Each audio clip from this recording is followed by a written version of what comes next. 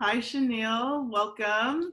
I'm with Chanile Vines, the founder of Vinesplay. Let me know if I get this wrong, but it is a wine club for wine enthusiasts. And also, you are, would you say you are a researcher or you have done research on dementia and in particular Alzheimer's, right? Yes. Yeah.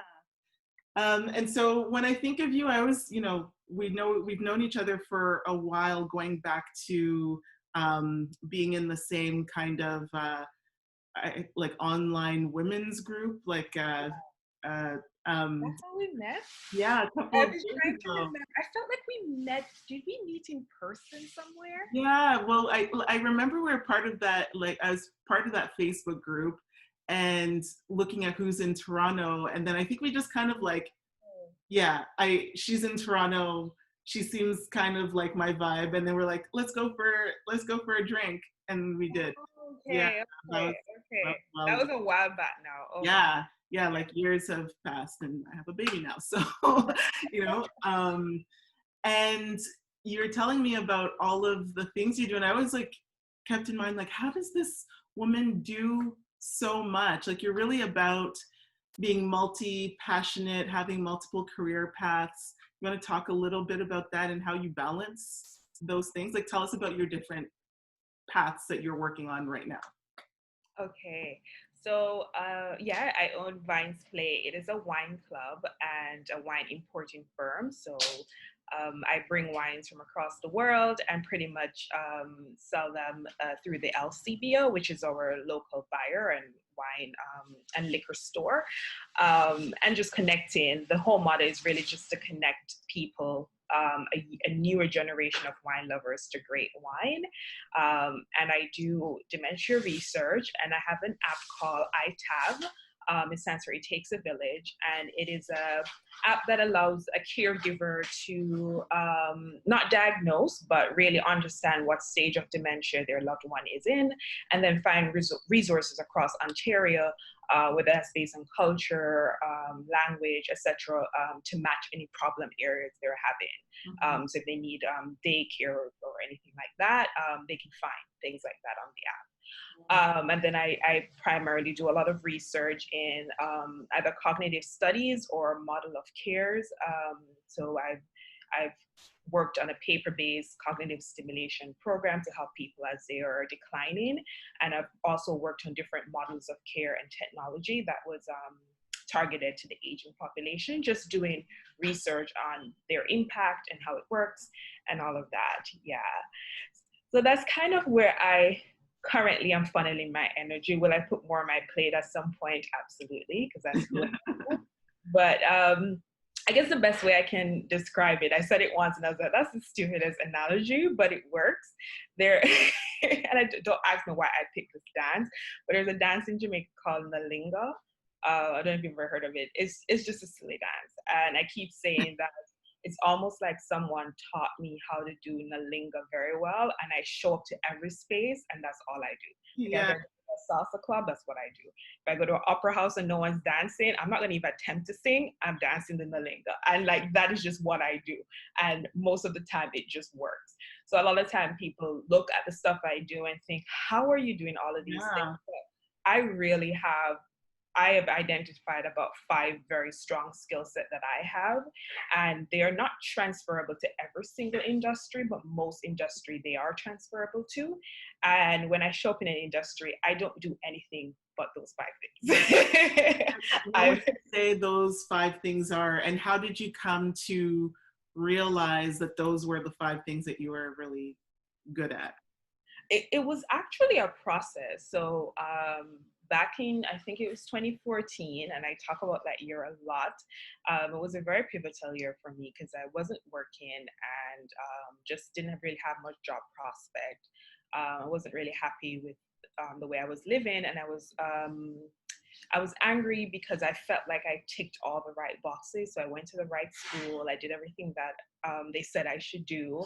And I'm at the end of it and I have nothing to show for it. And I was just very upset, except for a huge debt. You know, you always have, you're not leaving without the OSAP. So I was really upset, and there was one day in particular I was having a really bad breakdown. It was on the tail end of going to the local EI office. Like, it was an office that you go to Yeah, sign up for. Service Canada or something. Yes, so Yeah. it was like it wasn't it was strange, very strange, because it wasn't like a Service Canada, like you go and do all type of businesses and then this is there. It was one particularly for employment insurance. And I was living in Scarborough at the time, and I just remember walking in, and the entire feeling of the place matches exactly how you feel. There's posters on the wall like "Don't give up." I was just like, Trying. no. and I walked and I walked in and I sat with someone, and I forgot something. I don't remember what I forgot, but I forgot to bring something with me. And she said, just go and come back. And I started to like wanting to cry, because I was like, I can't, because if I go and come back, I'm gonna have to pay 2 rounds of fare. So that's almost $10 to now head home and come back. Mhm. And I went home and I just didn't go back. And the next day, I really had like a really bad breakdown. I was crying, and as clear as day, I was just like, I was crying, and I was like, I have nothing to. I'm just, I just don't know what to do, and I just I heard this very clear voice that's saying, no, I was saying I can't take it anymore. That's what I was saying. I can't take it anymore. And I heard this very clear voice that said, you can't take, then give. And I was like, what do I have to give? Um, I'm broke. I have nothing. Like, what do I have to give? And I think that was the question that started mulling around in my mind. And I started to think about essentially, what do I have to give? And more importantly, what type of life do I want to live? And I tell you, that year I was able to help with my grandmother. She was living here, and she was having some cognitive issues too. And I think that's where I started to get very very interested in that space and just how it changes people. I did a wine event just for the heck of it. No background in wine. Didn't particularly love wine. I just wanted to create a space to be happy and to invite people to come and have fun. And I just thought, a wine tasting, I'll do that. And it sold out. I did acting classes, and I was just living, and I was looking at my life, and I'm like, this is kind of the life that I have, that I want. And if this is the life that I want, and I can access it without even a job or money, then it's very evident like a lot of these things are structural and things that doesn't necessarily speak to the real happiness. right. This is really a long story. So It's so interesting because it's getting my mind thinking about a couple of things that it's applicable to the pandemic right now. So many people are at their possibly their rock bottom, feeling like they've lost their job. We're lucky we do get CRB here, but not, there are some people who aren't eligible for it. So I know that all this time that everyone has at home has gotten a lot of people thinking and thinking and thinking about their lives. So I definitely parallels with what I'm like listening intently, because I feel parallels between what you're saying and it's very relevant to what's going on right now. yes, I think whenever you're in that space, it's really about digging deeper and letting go of the fear. There is a fear where we've been taught that without certain things in life, not just money, there's other things, education, there's certain things that we've been taught that once we have that, we'll be able to be cushioned against life, and life will be better or easier or happier. And it's when none of that is there, is a perfect time to challenge yourself to see how well you can connect to life without those things, because that gives you freedom. Because when all of the other things come, when you get the degree, or you get the partner, you get the money, you recognize just how grateful you can be for those things, but you also recognize that you're not tied to those things for the essence of who you are, your happiness. So when you're in that space where there's nothing going right, it's an opportunity to really challenge yourself. Yeah, and something you said really stuck out to me is that when you were at that that place and after going to that office and just kind of really feeling at your lowest, you said, "What more can I give?" You know, as and that's where you found that was the launch pad to getting you on track. And I think that's an interesting notion of when we're down, we're kind of thinking about ourselves and how to fix our situations, which is makes sense, but trying to find that solution in giving and giving energy to others or bringing happiness to others through, you know, a wine event or whatnot. It's very interesting. I think a lot of people should maybe it's a shift in Yes, perspective, you know. mindset. And Yeah, it's very rare that you're in a space where you're given, where you don't start getting. right. So once you get into the zone of really just moving and giving, there is very rare that you don't start getting something back because irrespective of how you define it, we do live in energy and that's how it works. So it's very hard to be expelling energy and not have something come back to you. So it really is a shift in mindset. Right. That's so interesting. And so uh, let's talk about wine because I don't want to miss the opportunity to talk about that because I find it interesting that that's where you kind of landed in a sense. And what does working with wine, what is it like? It's everything and nothing at the same time. Uh, no, it's good. It's kind of like I equate wine to things like fashion and beauty and all of that, where it definitely helps you to elevate life and it gives you certain experiences. But people really don't have time to become distinguished or whatever in those spaces unless you live a life of certain level of comfort. And Mhm. so I don't take it for granted that if you are able to spend time studying fashion brands or studying wine or studying food, you have a certain level of comfort in your life Yeah. that and I can speak for myself, I have a certain level of comfort in my life that's allowed me to tap into this. Because even though I tapped into wine at one of my lowest low, there was a lot of things going on. I had family in Canada, so I always had um, a net or something that I had good friend group. So when I posted this event, it sold out because I had people who rallied and got other people to come.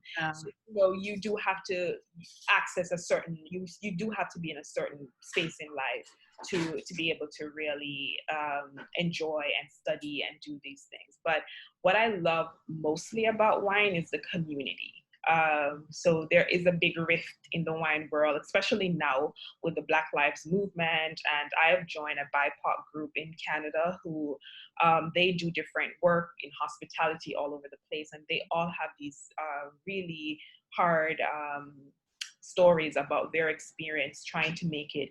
It's like every industry. It's Really? probably worse than most industry because when you think of a white man's world, the wine world is a Yeah. white world. So it's probably even a little bit harder. But yeah, I think there I love the community. That's what drew me to it. So I started in wine by hosting an event. So that's the thing about wine that I love. I've made great friend group.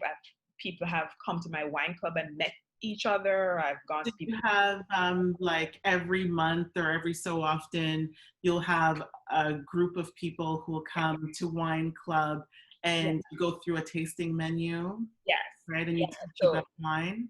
So every before COVID, I was actually up to about 2 to 3 events a month that people would come together, and whether that would just be wine tasting or wine tasting and dining. Now they've all gone virtual, so we're doing the same thing.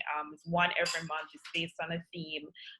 You get a shipment of wine sent to you, and then you we sit down one evening, and that was yesterday, and we taste wines based on the shipment that you have. So that's the consumer facing side of the business and the fun side.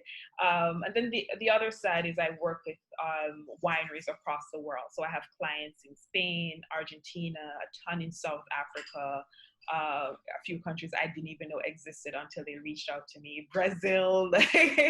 And what you're doing is really searching for that wine that the LCBO will want to buy. So you're searching, you're helping to get the branding together, you're trying to get wine medals. So in the wine world, you can certify a wine that as being great. So you're trying to get these wines to get medals. And then you have to put that proposal together and basically pitch it to the LCBO.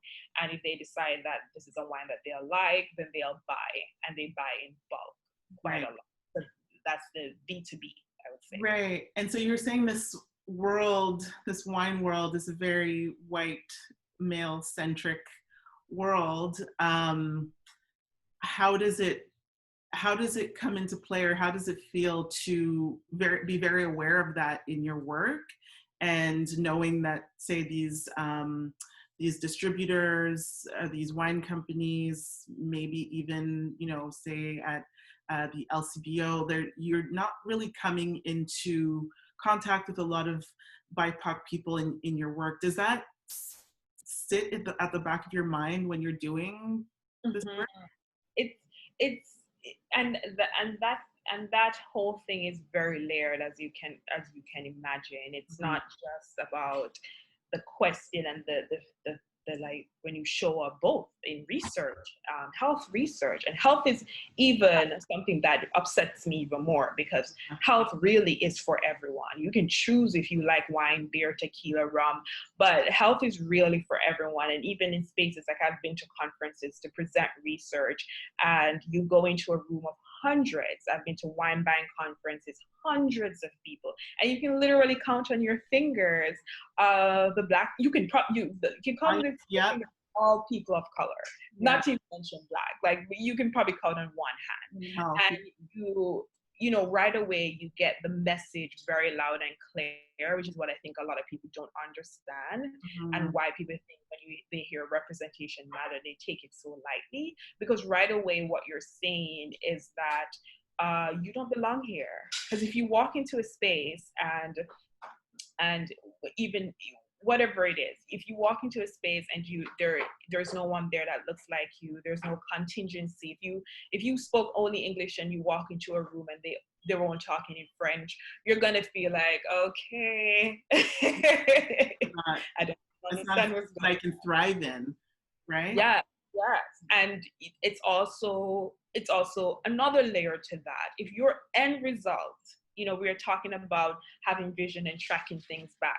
If your end result for a health conference or a wine event is only filled with white men or white people, usually maybe 70-something% white male, and then you have like 20-something% white female, and then under the other. If that's what your room looks like, something has happened in that process. There's something that has happened from ground zero to this end result here, why your room looks like that. And I think that is the reckoning that people are having now. Like, I'm sorry to disappoint you and your thought process in thinking that Black people weren't ambitious, or we don't work hard, or what did you think has happened to us why we're not here? It's interesting that you put it in this sense of like the work back schedule or the critical path, like where along the way you did the system or the structure make it so that Black people, people of color would fall off and not be able to end up at the end result or at the conference. What is that? What is that path? Yeah, and I can tell you for wine, I just had a meeting with a group of BIPOC individuals working with wine, and they all have very similar stories. Mine was even because of who I am as a person, mine was very much cut and dry. So I made my wine club, and a couple years in, I thought, I love this industry. I love what I'm doing. When I get to travel, when I go to a country, the wineries that I have relationship with, they will pick me up and keep me at a winery and feed. Like it's just this world of like, when it's good, very good, because wine is very communal, and I just wanted to stay in the industry. And what I thought is that let me go and join an agency to learn and to work in importing. So I always tell people that I'm an accidental entrepreneur. I never actually wanted to be a business person. I just got so many no's, and my response to no's is, okay, I'll just go do it myself. Yeah. That's my response. So I'm sitting there with a lot of these women, and they have very similar story. And, they're like, we probably should do it on our own. And I'm like, it's very sad, because why do we have to go off on an island and do it on our own? Like, why can't we join teams and work in teams? It's not that we're less qualified. I can say to some impact that a lot of times we don't have as much experience, but it's a catch-22. Mm-hmm. I can't become great and have all the experience until you give me a shot to have the experience. And a lot of times, whenever there's restructuring or things like COVID, we're the first to be let go. It's people talk about that. Because there's a stat that I heard, I'm going to paraphrase and probably not get it right, but I remember hearing that Black women were among the fastest growing group of entrepreneurs. Yes. And on its face, it's like, that's amazing. But when you think about the factors that cause that to happen and why so many Black women are turning to entrepreneurship, it's not as a pretty picture as we like to believe. No. It's that same thing of always saying strong Black woman. Like, yes, on face value, being strong is great, but there's many fallacies that come with that, and there's many stripping away of humanity when you just think of, no, just let them go through it. They're strong. That factors into health as well. Mm-hmm. Yes. As Black women in going through the healthcare system, it's not always safe for and I would say that even recently, having had a baby, throughout my pregnancy with my partner, that's something that we are very aware of, that we talked about a lot. All the answers that we had a great healthcare team, but it didn't stop us from having to be really critical and analytical about every decision that was happening, because the stakes are just that much higher, and it's something that we couldn't afford to not think about, right? Yes. Oh, yes. So yeah, it's I don't know. I find that to talk to you, who's in, I would say, completely different industry than me, in two completely different industries than me, and it's not a surprise, but to hear you say, there isn't representation in healthcare. There isn't representation in the wine industry.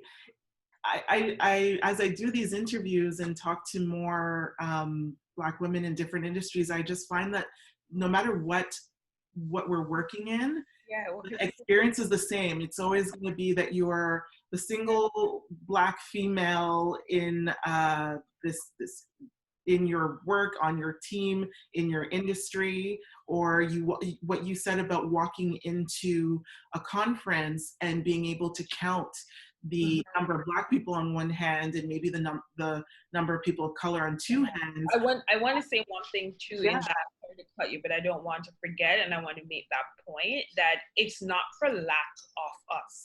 That's the thing that I'm starting to find out now with the Black Lives Matter movement, and Black people and BIPOC people really trying to come together and find each other in the industry. We're like, wait, where are all of you guys?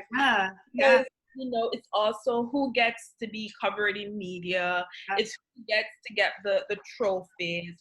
When Black women have to start their own businesses, a lot of time we're coming off the tail end of not even being able to be promoted and scale up in someone else's business. So we learn all of it. A lot of time we're leaving at mid-management or higher management because we've hit a ceiling to go start a business. So there's a lot we have to learn. I started in the wine industry knowing absolutely nothing. So I had to spend about 3 years just learning. And to a lot of people, even to myself sometimes, it felt like I was doing nothing. But I understood that I wasn't at a top agency working up. So now I have to learn all of these things on my own. And it's kind of it's the same wheel that keeps turning. When you start looking for people in the industry, you recognize that there's a lot of us, but we got dropped off. Yeah, our experiences are the same. Yes.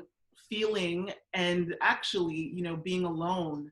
And so, you know, I do think about that in terms of that loneliness in your professional career.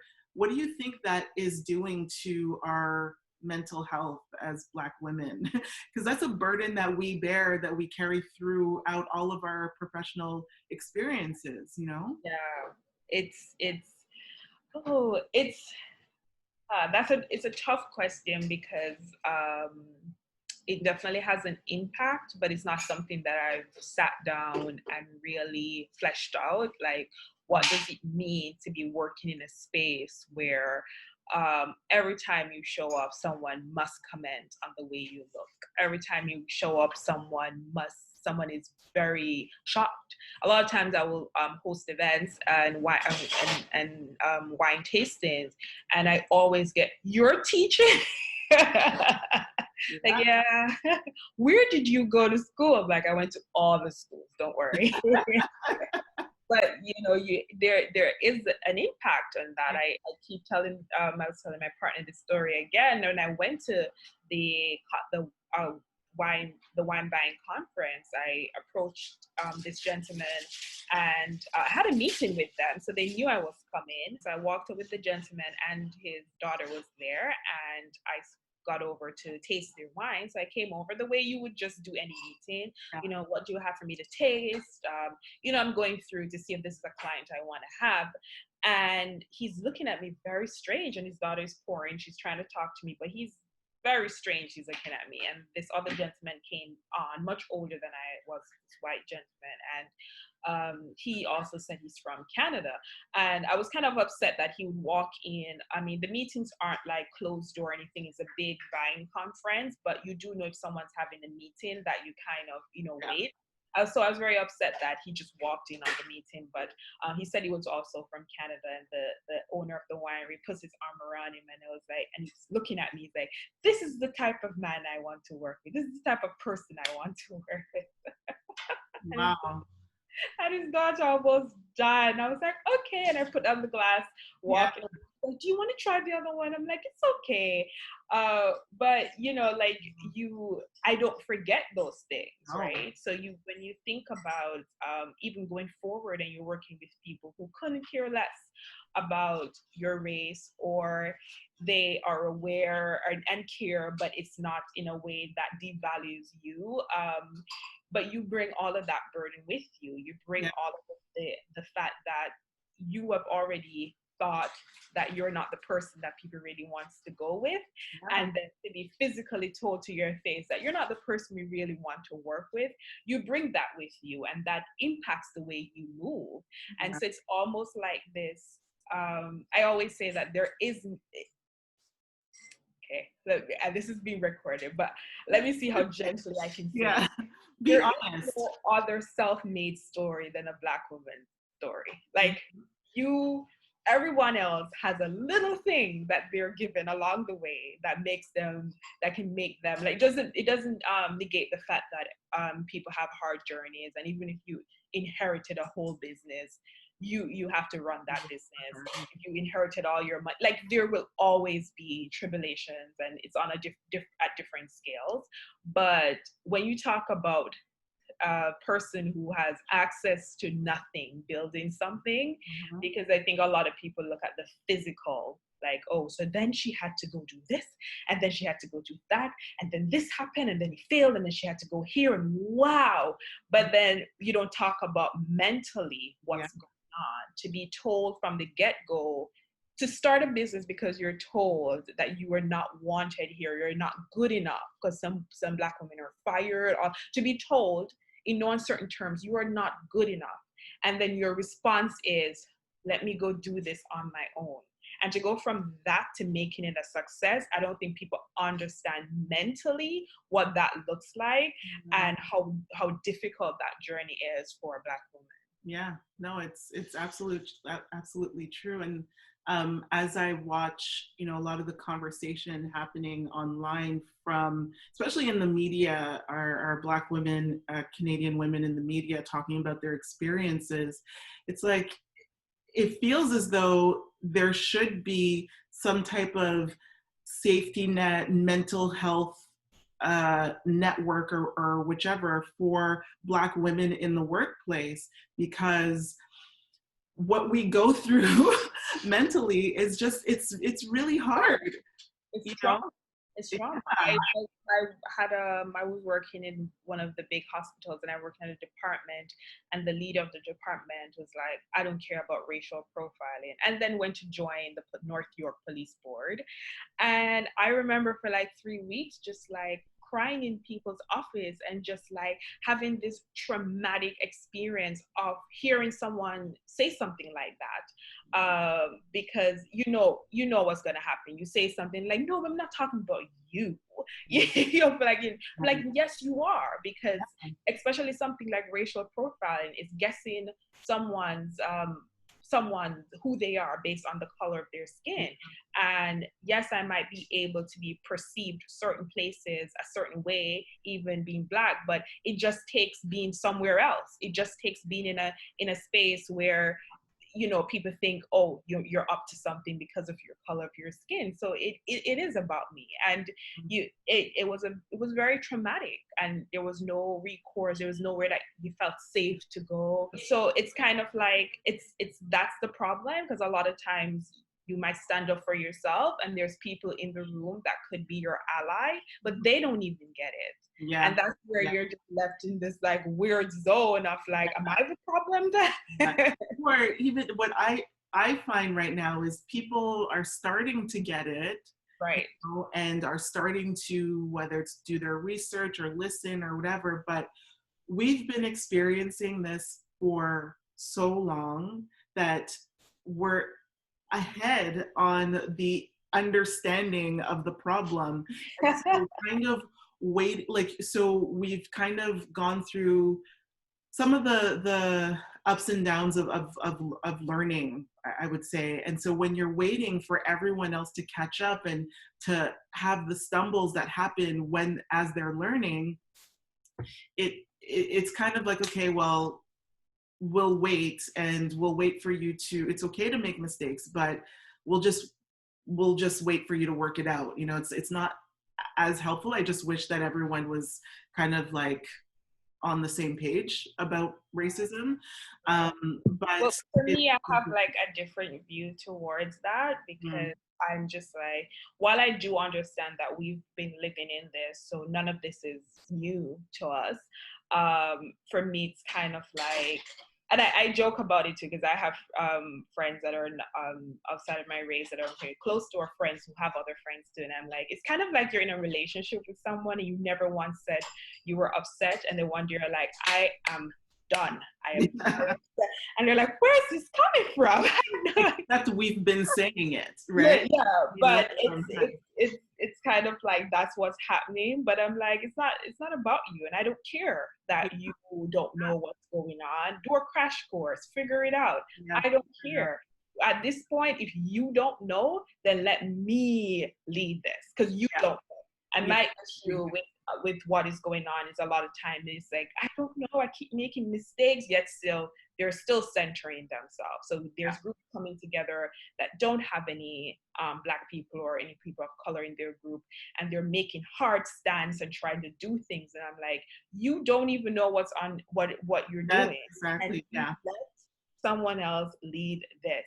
And if you don't understand, Just say I might make mistakes, and don't stop. Like I I am less lenient on that, because I have been in situations where I might have a narrow view on something, and the minute I recognize that I'm wrong, my response isn't, "Oh, it will take me some time to figure out." I Yeah. was wrong. Okay, that's where I'm at. I'm wrong. Where do I go from here? And I think the whole I might make mistakes. Yeah.